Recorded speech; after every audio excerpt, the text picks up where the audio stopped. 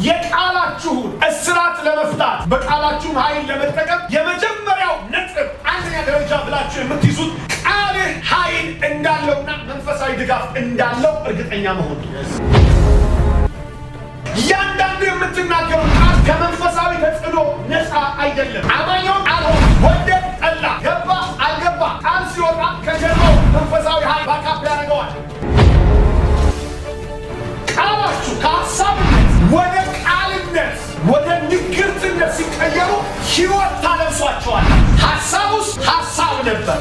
ከዛ ግን ስታወጡት ሕይወት የተቀበለ የተወለደ ልጅ ይሆንና እያደገ የሄደ በሕይወታችሁ ውስጥ የማታስቡትን ወይም የምታስቡትን ነገር ወደ መተግበር ወደ መፈጸም ይመጣል ማለት ነው። ሁሉ ነገር ከሀሳባችሁ ውስጥ ወጥቶ በቃል ሲተረጎም ሕይወት ይቀበላል። ምንድነው የምትወልደው? በቃልህ በኩል ነው። ጥያቄ ምን እየወለድሽ? ምን ወደ መገለጥ እያመጣህ ነው?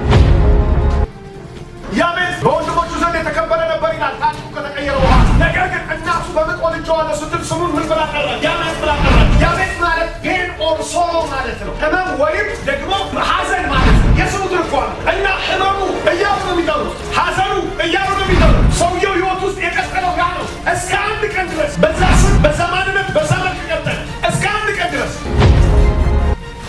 አንድ ቀን ግን የእስራኤልን አምላክ ጠራ ይለናል። ስሙን፣ ታሪኩን፣ ይዘቱን፣ መልኩን የሚቀይር አንድ ጩኸት ጮኸ። እርሱም እንደዚህ አለ፣ አቤቱ መባረክን ባርከኝ።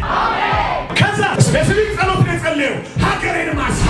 ከዛስ እጅህም በላዬ ላይ ትሁን። ከዛስ እንዳያሳዝነኝም ከክፉ ሁሉ ጠብቀኝ። በኋላ እንዳላዝን አለ። አየህ፣ የሐዘኑ ተብሎ ፍጻሜው ሐዘን እንዳይሆን እንዳያሳዝነኝ።